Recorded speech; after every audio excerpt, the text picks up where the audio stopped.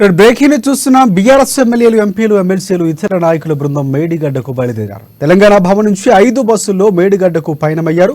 తెలంగాణ భవన్ నుంచి ఉప్పల్, ఘట్కేసర్, జనగామ, వరంగల్ మీదుగా భూపాలపల్లికి చేరుకుంటారు. ఇక భూపాలపల్లిలో లంచ్ చేసిన తర్వాత మేడిగడ్డకు వెళ్లనున్నారు. మేడిగడ్డ బ్యారేజీని పరిశీలించిన తర్వాత అన్నారం బ్యారేజీకి వెళ్లనున్నారు. అన్నారంలో మాజీ మంత్రి హరీష్ రావు కడియం శ్రీహరి ప్రాజెక్టు గురించి పవర్ పాయింట్ ప్రెజెంటేషన్ ఇవ్వనున్నారు.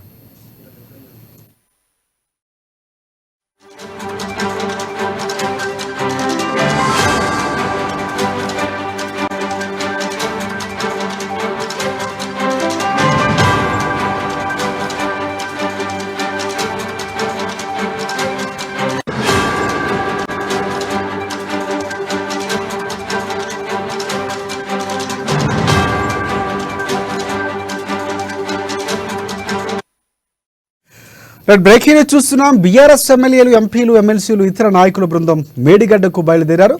తెలంగాణ భవన్ నుంచి 5 బస్సుల్లో మేడిగడ్డకు పయనమయ్యారు. తెలంగాణ భవన్ నుంచి ఉప్పల్, ఘట్కేసర్, జనగామ, వరంగల్ మీదుగా భూపాలపల్లికి చేరుకుంటారు. ఇక భూపాలపల్లిలో లంచ్ చేసిన తర్వాత మేడిగడ్డకు వెళ్లనున్నారు. మేడిగడ్డ బ్యారేజీని పరిశీలించిన తర్వాత అన్నారం బ్యారేజీకి వెళ్లనున్నారు. అన్నారంలో మాజీ మంత్రి హరీష్ రావు కడియం శ్రీహరి ప్రాజెక్టు గురించి పవర్ పాయింట్ ప్రెజెంటేషన్ ఉన్నారు.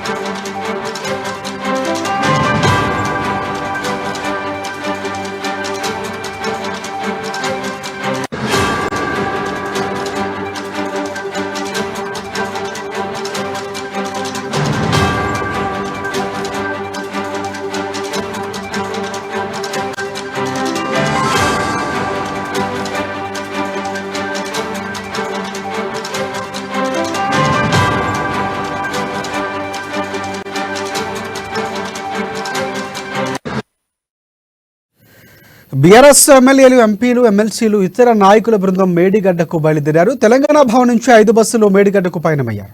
తెలంగాణ భవన్ నుంచి ఉప్పల్, ఘట్కేసర్, జనగామ, వరంగల్ మీదుగా భూపాలపల్లికి చేరుకుంటారు. ఇక భూపాలపల్లిలో లంచ్ చేసిన తర్వాత మేడిగడ్డకు వెళ్లనున్నారు. మేడిగడ్డ బ్యారేజీని పరిశీలించిన తర్వాత అన్నారం బ్యారేజీకి వెళ్లనున్నారు. ఇక అన్నారంలో మాజీ మంత్రి హరీష్ రావు కడియం శ్రీహరి ప్రాజెక్టు గురించి పవర్ పాయింట్ ప్రెజెంటేషన్ ఇవ్వనున్నారు. దీనికి సంబంధించి పూర్తి అప్డేట్స్ అందించేందుకు మా ప్రతినిధి ప్రణయ్ మనకి ఫోన్ లైన్లో సిద్ధంగా ఉన్నారు. ఎస్ ప్రణయ్, చెప్పండి. Thank you Rajasekhar. ఈ ప్రభుత్వం, కాంగ్రెస్ ప్రభుత్వం పదే పదే మేడిగడ్డ బ్యారేజీకి సంబంధించి పిల్లర్ల కుంగువేతకు సంబంధించినటువంటి అంశాల్లో గత జరిగినటువంటి అసెంబ్లీ సెక్షన్స్ లో కూడా సవాల్ విచ్చడం జరిగింది. బీఆర్ఎస్ చేసిన అవినీతి వల్లే ఈ రోజు మేడిగడ్డ బ్యారేజ్ కుంగడానికి బలమైన కారణం అంటూ కూడా పదే పదే ఖండిస్తున్న కాంగ్రెస్ పార్టీ చేసిన సవాళ్లు స్వీకరిస్తూ కూడా బీఆర్ఎస్ పార్టీ శ్రేణులంతా కూడా మేడిగడ్డ సందర్శనకు బయలుదేరారు. 5 బస్సులలో తెలంగాణ భవన్ నుంచి నేరుగా మేడిగడ్డకు బయలుదేరారు. దీంట్లో ప్రధానంగా మనం చూసుకుంటే మేడిగడ్డ ఏదైతే భూపాలపల్లిలో ఉన్నటువంటి మేడిగడ్డ బ్యారేజ్ దగ్గరికి వెళ్లి అక్కడ ప్రజలకు జరిగిన వాస్తవాలను వివరించేటువంటి ప్రయత్నం చేసడమే లక్ష్యంగా కూడా బీఆర్ఎస్ శ్రేణులు వెళ్తా ఉన్నారు. దీనికి సంబంధించి మాజీ మంత్రిగా ఉన్నటువంటి కేటీఆర్, అదేవిధంగా మాజీ మంత్రి హరీష్ రావుతో పాటుగా ప్రస్తుతం ఎమ్మెల్యేగా ప్రాతినిధ్యం వహిస్తున్న కడియం శ్రీహరితో పాటు పలువురు నేతలంతా కూడా ఇక్కడ నుంచి బయలుదేరడం జరిగింది. అంతేకాకుండా బీఆర్ఎస్ పార్టీకి సంబంధించినటువంటి ప్రస్తుత ఎమ్మెల్యేలతో పాటుగా మాజీ ఎమ్మెల్యేలు, మాజీ మంత్రులతో పాటుగా ఎంపీలు, ప్రజాప్రతినిధులతో సహా పెద్ద ఎత్తున కూడా బీఆర్ఎస్ శ్రేణులు మేడిగడ్డ సందర్శనకు వెళ్ళబోతా ఉన్నారు. 2 టీఎంసీ స్టోరేజ్ లకు సంబంధించిన నేపథ్యంలో కూడా దాదాపు కూడా 40 లక్షల ఎకరాలకు నీళ్లు అందించేటువంటి ప్రాజెక్టును కేసీఆర్ ప్రభుత్వం గతంలో అందించింది. అయితే దీన్ని తప్పుదోవ పట్టినందుకే ప్రజల్లో ఒక విశ్వాసం కోల్పోయే విధంగా కాంగ్రెస్ పార్టీ ఏదైతే బీఆర్ఎస్ పార్టీపై బురద జల్లేటువంటి ప్రయత్నం చేస్తుంది అన్నటువంటి నేపథ్యంతో బీఆర్ఎస్ ఈ రోజు ఒక బలమైన సంకల్పంతో కూడా 5 బస్సులలో నేరుగా కూడా మేడిగడ్డ బ్యారేజ్ వరకు వెళ్ళబోతా ఉన్నారు. ఈ నేపథ్యంలో మొదటగా ఇక్కడ మేడిగడ్డ బ్యారేజ్ లో జరిగినటువంటి అవకతవకలకు సంబంధించి కావచ్చు, కుంగిన పిల్లలు జరిగి ఏమీ జరగలేదు అన్నటువంటి విషయాన్ని ప్రజలకు వివరించేందుకు ప్రయత్నించబోతా ఉన్నారు. అనంతరం కూడా ఏదైతే అన్నారంలో ఉన్నటువంటి పవర్ ప్లాంట్ ప్రెజెంటేషన్ కూడా చేయబోతా ఉన్నారు. కడియం శ్రీహరితో పాటుగా హరీష్ రావు కూడా ఈ యొక్క బ్యారేజ్ కి సంబంధించినటువంటి పవర్ ప్లాంట్ ప్రెజెంటేషన్ నేరుగా కూడా మేడిగడ్డ దగ్గర ఇచ్చేటువంటి అవకాశాలు కనబడతా ఉన్నాయి. శేఖర్, ఒకటి అంటే ప్రధానంగా కాళేశ్వరంకి సంబంధించి డిజైన్లు కూడా సిడబ్ల్యూసి అప్రూవల్ చేయలేదు, ఇన్వెస్ట్మెంట్ క్లియరెన్స్ కూడా ఇవ్వనటువంటి పరిస్థితి ఉంది. సో ఈ నేపథ్యంలో పూర్తి స్థాయిలో చూసుకుంటే ఇది రాజకీయంగా ఒక రాజకీయంగా మాత్రం చూడొచ్చు అంటారా, లేకపోతే నిజంగా అక్కడ జరగలేదని నిరూపించేందుకు బీఆర్ఎస్ పార్టీ వెళ్తున్నటువంటి పరిస్థితి అనుకోవచ్చు మనం? ప్రస్తుతం ఉన్నటువంటి రాజకీయ పరిస్థితులను మనం చూసుకుంటే మొత్తం ప్రాజెక్టుల పైనే పెద్ద ఎత్తున ఇటు పార్టీ అధికార పార్టీ అయినా కావచ్చు, అదేవిధంగా ఇటు బీఆర్ఎస్ పార్టీ అయినా కావచ్చు, ప్రాజెక్టుల పైన వీళ్ళు మేడిగడ్డ అంటే వాళ్ళు పాలమూరు అంటున్న సిచ్యువేషన్స్ కనబడతా ఉన్నాయి. సో వీళ్ళు ఇటు వెళ్తా ఉంటే వాళ్ళు అటు వెళ్తున్న సిచ్యువేషన్స్ కనబడతా ఉన్న నేపథ్యంలో మరి బీఆర్ఎస్ పార్టీ ఇటువంటి అవసరాలు చేయలేదు, కేవలం కుంగుపోతకు కారణం ఏంటి అన్నటువంటి వివరాలతో పాటుగా ప్రజల్ని తప్పుదోవ పట్టించింది కాంగ్రెస్ పార్టీ చేస్తుంది అన్నటువంటి ఆలోచనలో ప్రజలకి తెలియాలి అన్నటువంటి ఆలోచనతో పాటుగా గతంలో అసెంబ్లీ సెక్షన్స్ లలో ఏదైతే కాంగ్రెస్ నేతలు ఏదైతే సవాల్ విసిరారో ఆ సవాల్ని స్వీకరిస్తూ కూడా బీఆర్ఎస్ శ్రేణులు ఈ రోజు పెద్ద ఎత్తున కదలి వెళ్తున్నారు అనేది మాత్రం తెలుస్తా ఉంది శేఖర్. ఇప్పటివరకే బయలుదేరినటువంటి పరిస్థితి ఉందా? అంటే పూర్తి స్థాయిలో చూసుకుంటే పవర్ పాయింట్ ప్రెజెంటేషన్ కూడా ఉండబోతున్నటువంటి పరిస్థితి కనిపిస్తుంది. దాంట్లో ప్రధానంగా ఏ అంశాలు చర్చించే అవకాశం కనిపిస్తూ ఉంది? ప్రభుత్వానికి సూచనలు, ప్రజలకి క్లారిటీ ఇచ్చే దిశగా పవర్ పాయింట్ ప్రెజెంటేషన్ ఉండబోతుంది అనుకోవచ్చు మనం? 100% ఒక క్లారిటీ అయితే ఇవ్వబోతా ఉన్నారు. ఎందుకంటే గతంలో జరిగినటువంటి అవకతవకలు ఉన్నాయని చెప్పేసి చెప్తున్నటువంటి కాంగ్రెస్ ప్రభుత్వానికి సంబంధించి ఈ యొక్క ప్రెజెంటేషన్ ఏదైతే పవర్ పాయింట్ ప్రెజెంటేషన్ ద్వారా పూర్తి స్థాయిలో కూడా ఒక క్లారిఫికేషన్ ఇవ్వబోతా ఉన్నారు.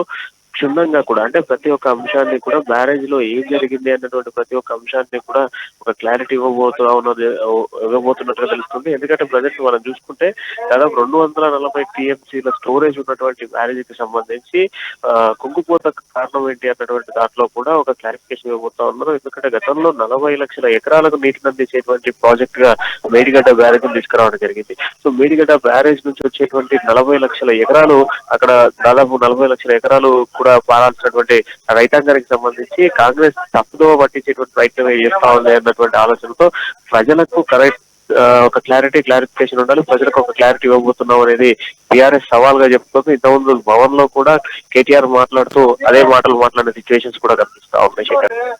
Right, thanks for updates Pranay.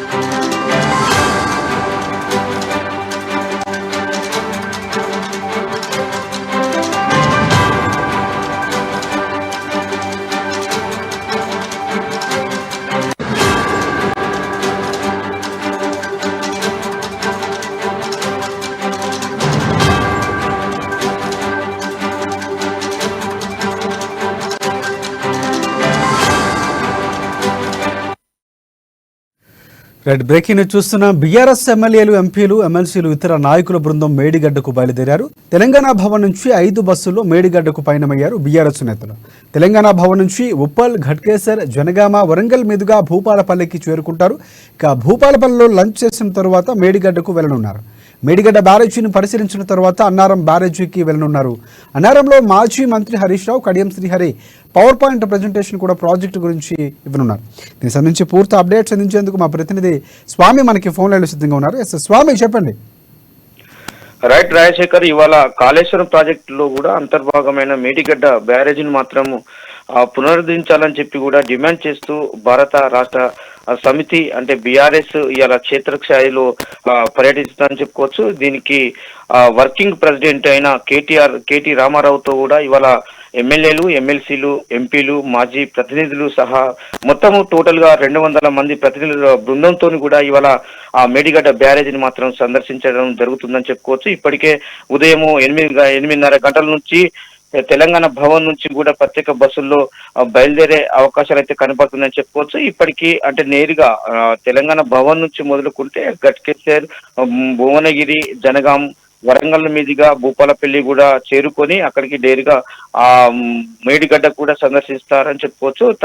తదనంతరం మధ్యాహ్నం లంచ్ తర్వాత కూడా మొత్తం పరిశీలన పిల్లర్లు అయితే ఏవైతే కుంగినాయో మేడిగడ్డ ప్రాజెక్టును కూడా పూర్తిగా ఏ బ్లాక్ పిల్లర్లకు పగుళ్ళు ఏర్పడ్డాయో అవి మొత్తము చూసి అంటే రోజుకు 5,000 క్యూసెక్ల నీరు కూడా దిగువ నీరు వెళ్తున్న నీరును కూడా పరిశీలిస్తున్నారని చెప్తున్న పరిస్థితి అయితే కనపడుతుంది. మేడిగడ్డ సందర్శించిన అనంతరం కూడా 30 కిలోమీటర్ల దూరంలో ఉన్న అన్నారం బ్యారేజీని కూడా ఈ బృందం సందర్శించిందని చెప్పుకోవచ్చు. ఇప్పటికే ఈ అన్నారం బ్యారేజ్ పైన కూడా పగుళ్లు ఏర్పడ్డాయని చెప్పి కూడా కాంగ్రెస్ నేతలతో పాటు కూడా ప్రభుత్వం ఆరోపిస్తున్న పరిస్థితి అయితే కనపడుతుంది. ఆ అన్నారం బ్యారేజ్ వద్ద కూడా ప్రాజెక్టు స్థితిగతుల పైన కూడా పవర్ పాయింట్ ప్రెజెంటేషన్ కూడా ఇస్తారని చెప్తున్నారు. ఇప్పటికే మాజీ నీటి పారుదల శాఖ మంత్రి అయినటువంటి మన హరీష్ రావుతో పాటు కూడా కడియం శ్రీహరి, పొన్నాల లక్ష్మయ్యతో అందరూ కూడా అంటే ప్రతినిధులు 200 మంది ప్రతినిధులు కూడా ఇక్కడికి పర్యటనలో పాల్గొననున్నారు. ఇప్పటికీ ప్రాజెక్టు స్థితిగతులను పూర్తిగా మాత్రము మీడియాకైతే వివరించే పరిస్థితి కనబడుతుందని చెప్పుకోవచ్చు. బీఆర్ఎస్ బృందంతో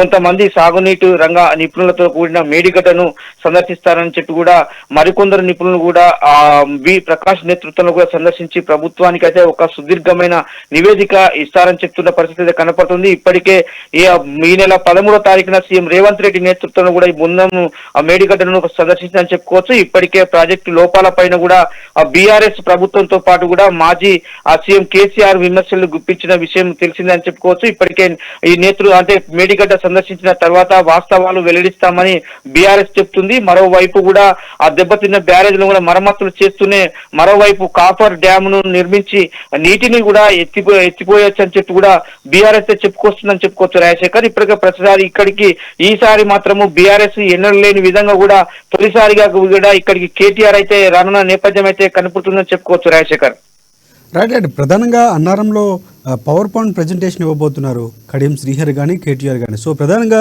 పవర్ పాయింట్ ప్రజెంటేషన్లో ప్రజలకు ఏమైనా క్లారిటీ ఇచ్చే దిశగా పవర్ పాయింట్ ప్రజెంటేషన్ ఉండబోతుంది అనుకోవచ్చా మనం?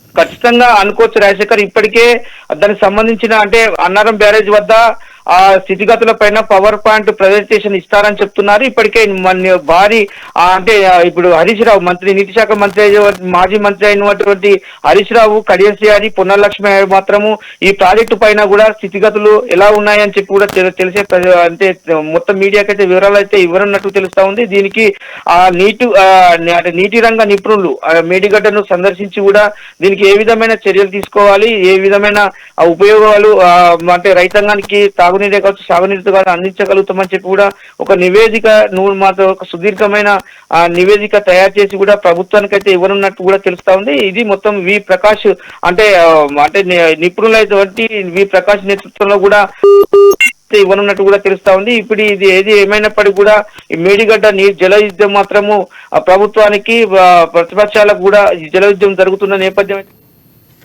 Right thanks for updates Swamy.